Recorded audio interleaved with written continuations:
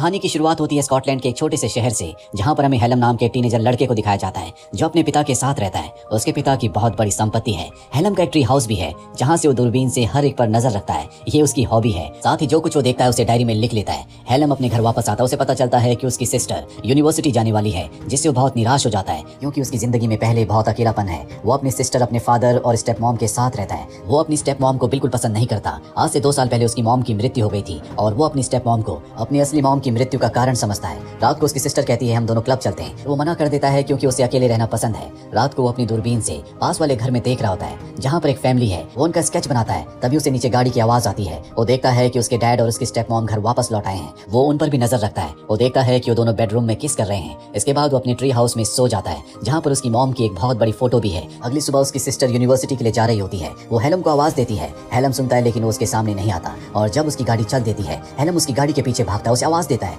और उसकी सिस्टर उसकी आवाज नहीं सुनती। उसकी गाड़ी आगे निकल जाती है। हेलम अपनी सिस्टर के जाने से बहुत उदास है। अब दिन में जब वो अपनी फैमिली के साथ लंच कर रहा होता है तो उसके डैड कहते हैं कि जिस तरह से तुम्हारी सिस्टर यूनिवर्सिटी गई है उस तरह से तुम्हें भी जाना होगा। तुम नए दोस्त बनाओ और अपनी अर्निंग के सोर्स ढूंढो। और वो कहता है कि मैं यूनिवर्सिटी नहीं जाना चाहता, ना ही मैं दोस्त बनाना चाहता हूँ, मैं इसी घर में रहूंगा। दरअसल हेलम को लगता है कि उसकी स्टेप मॉम उसे यहाँ से भगाना चाहती है, इसीलिए वो यहाँ से चला जाता है। शाम को जब वो वापस लौटता है तो देखता है कि उसके डैड और स्टेप मॉम उसी के बारे में बात कर रहे हैं। उसके डैड कहते हैं कि मैं हेलम को मना लूंगा। हेलम वहाँ से चला जाता है और उस झील के पास आ जाता है जहाँ पर उसकी मॉम की बोट डूब गई थी, जिससे उनकी 2 साल पहले मृत्यु हो गई। यहाँ पर उसके डैड भी आ जाते हैं। वो अपने डैड से पूछता है कि आपने और स्टेप मॉम ने मेरी असली मॉम को यहाँ पर डुबाकर मार दिया था। उसके डैड कहते हैं कि इस बात में कोई सच्चाई नहीं है। तुम्हारी मॉम ने उस रात को बहुत ज्यादा स्लीपिंग पिल्स खा ली थी, जिसके बाद वो यहाँ पर आई और पानी में गिर गई। वो बाहर नहीं निकल पाई, इसमें हमारी कोई गलती नहीं है। और हेलम को इन सब बातों पर विश्वास नहीं है। अब जब वो अपने ट्री हाउस में जाता है तो देखता है कि कुछ लड़कों ने उसके पूरे ट्री हाउस को खराब कर दिया है। इसीलिए वो सारा सामान लेकर अपने घर में आ जाता है। उसकी स्टेप मॉम को उसकी वो डायरी मिल जाती है जिसमें उन लोगों के स्केचेस बनाता था, उनके बारे में हर एक चीज लिखता था। उसके बारे में भी हेलम ने बहुत कुछ लिखा हुआ है जिसे वो पढ़ लेती है। और अब वो हेलम के ट्री हाउस में जाती है जहाँ पर हेलम है। उसके हाथ में उसकी डायरी होती है। हेलम कहता है कि ये मेरी प्राइवेट डायरी है। उसकी स्टेप मॉम कहती है कि मैं ये पढ़ चुका हूँ। हेलम को अपनी मॉम की याद आती है और अब गुस्से में वो अपनी स्टेप मॉम के गले को पकड़ लेता है। पर उसकी स्टेप मॉम सच में एक अच्छी इंसान नहीं होती। वो उसे सिड्यूस करना शुरू कर देती है, जिस वजह से हेलम अपने आप को संभाल नहीं पाता और ये दोनों इंटीमेट हो जाते हैं। और अब उसकी स्टेप मॉम उसे ब्लैकमेल करती है कि उसे घर छोड़कर यहाँ से जाना होगा। हेलम के पास अब कोई रास्ता नहीं है। अगले दिन वो ट्रेन पकड़कर ईडनबर्ग पहुंच जाता है। वो एटीएम से पैसे निकालने की कोशिश करता है लेकिन उसे पता चलता है कि उसके अकाउंट में एक भी पैसा नहीं है। इसीलिए एक बिल्डिंग के टेरेस पर रात उसे गुजारनी पड़ती है। अगली सुबह जब वो नीचे देखता है वहाँ पर उसे एक लेडी दिखती है जिसकी शक्ल हूबहू उसकी असली मॉम की तरह है। वो उसका पीछा करता है और उसका पीछा करते हुए वो बेलमोरल होटल पहुंच जाता है। इस लेडी का नाम केट है और वो इस होटल में एडमिनिस्ट्रेटर के तौर पर काम करती है।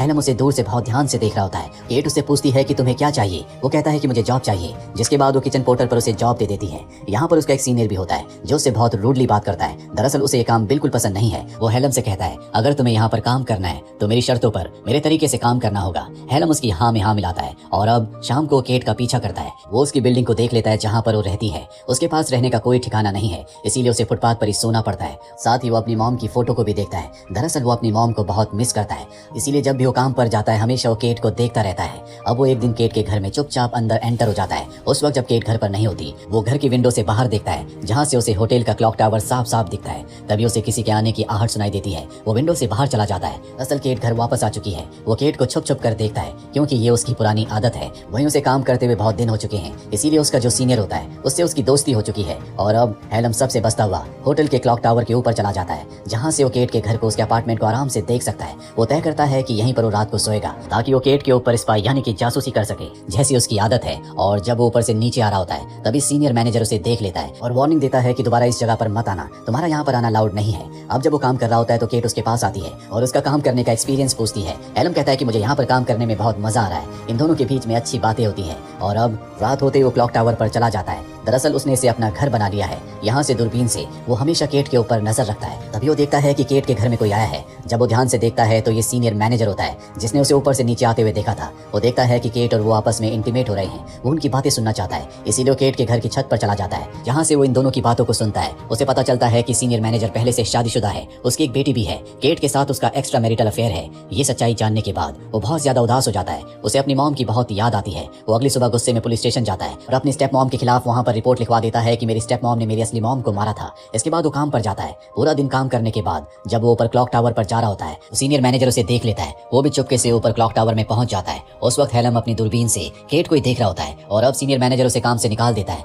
हेलम कहता है कि मुझे तुम्हारे और केट के बारे में सब कुछ पता है, मैं तुम्हारी वाइफ को सब कुछ बता दूंगा, पर वो उसकी धमकी से नहीं डरता और उसे काम से निकाल देता है। उसी रात को हेलम होटल के रिकॉर्ड से सीनियर मैनेजर के घर के एड्रेस को निकाल लेता है और अगली सुबह उसके घर पहुंच जाता है। सीनियर मैनेजर जब उसे अपने घर पर देखता है तो डर जाता है और कहता है कि मेरी वाइफ को कुछ मत बताना, इसके बदले तुम्हारी जॉब तुम्हें वापस मिल जाएगी। हेलम उसकी वाइफ को कुछ नहीं बताता, उसकी जॉब उसे वापस मिल चुकी है। अब उसे केट अपने केबिन में बुलाती है और कहती है कि होटल में एक नई वैकेंसी है फ्रंट पोर्टर की, जिसकी यूनिफॉर्म भी बहुत अच्छी है। वो उस पोस्ट के लिए अप्लाई कर देता है, उसे वो पोस्ट मिल जाती है, जिससे हेलम बहुत खुश हो जाता है और अब रात को केट के छत पर जाता है। वहीं हमें होटल के सीनियर मैनेजर को दिखाया जाता है जो क्लॉक टावर से हेलम की दूरबीन से उसे देख लेता है कि वो केट की छत पर है। जिसके बाद वो केट के घर जाता है और केट के साथ इंटीमेट होता है। ऊपर से हेलम सब कुछ देख रहा होता है। सीनियर मैनेजर को पता है कि हेलम ऊपर से सब कुछ देख रहा है, पर उसे इस बात से कोई फर्क नहीं पड़ता। इसके बाद हेलम वापस क्लॉक टावर में आ जाता है और अपनी मॉम के लेटर को पढ़ता है जो कि उसके बर्थडे पर उसकी मॉम ने उसे दिया था। दरअसल आज उसका बर्थडे है। अगली सुबह जब वो काम पर जाता है तो उसके पास केट आती है, उसे बर्थडे विश करती है, जिससे हेलम को बहुत खुशी होती है। यहाँ पर उसका नया सीनियर भी है जिसका नाम एंडी है।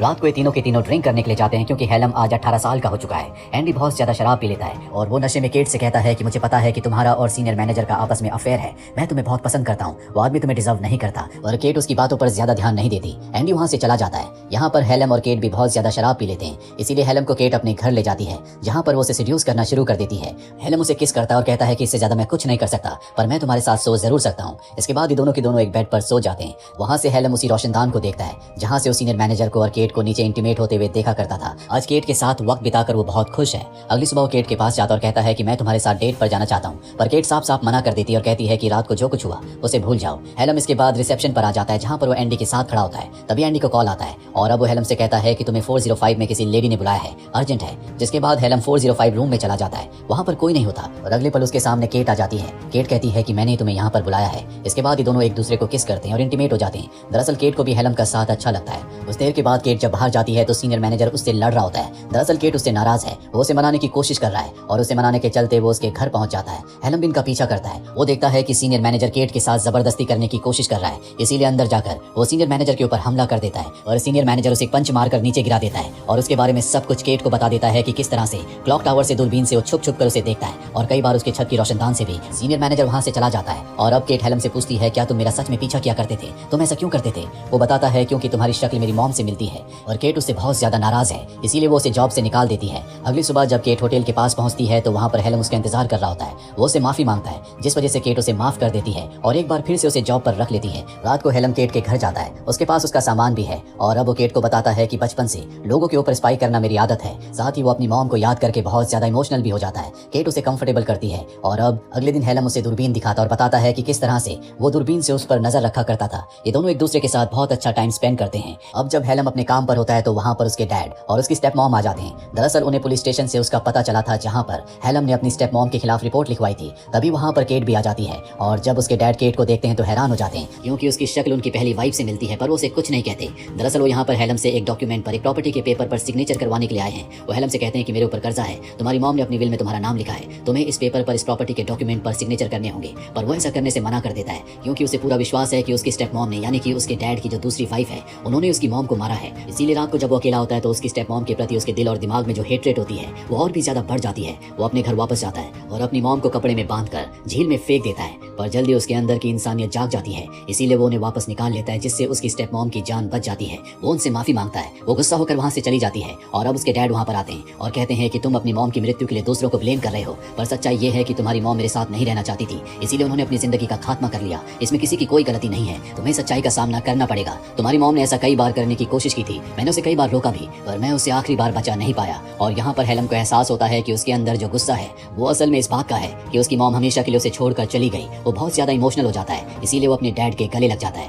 अगले दिन हमें दिखाया जाता है कि एक बार फिर से वो एडिनबर्ग आ गया है जहाँ पर वो केट के घर जाता है और केट उसे अंदर आने से मना कर देती है और कहती है कि मैं रिलेशनशिप में अच्छी नहीं हूँ, अगर तुम सच में मुझसे मिलना चाहते हो, मेरे साथ रिलेशनशिप रखना चाहते हो तो 5 साल बाद आकर मिलना, जब तुम 23 साल की हो जाओगी। हेलम कहता है कि 5 साल बाद भी तुम इतनी सुंदर होगी। केट के चेहरे पर मुस्कुराहट आ जाती है। हेलम वहाँ से निकल जाता है। हम उसे एडिनबर्ग की सड़कों पर चलते हुए देखते हैं। उसके चेहरे पर सेटिस्फैक्शन और पीस है क्योंकि जो उसके गुस्से का कारण था, जिस वजह से वो जिंदगी में डिससेटिस्फाइड था, वो उसे पता चल चुका है और अब उन सब चीजों को अपनी जिंदगी में बहुत पीछे छोड़ चुका है। ये उसकी जिंदगी की नई शुरुआत है। हर इंसान की जिंदगी में बहुत सारे उतार चढ़ाव आते हैं। हमें कभी अपने दुखों को, अपनी पुरानी जिंदगी को अपने साथ लेकर नहीं चलना चाहिए। चाहिए। ऐसा करने से जिंदगी में सिर्फ निराशा आती है। हमेशा हमें नई सोच के साथ आगे बढ़ना चाहिए। तो ये थी पूरी कहानी इस फिल्म की। उम्मीद करते हैं कि ये कहानी आपको पसंद आई होगी।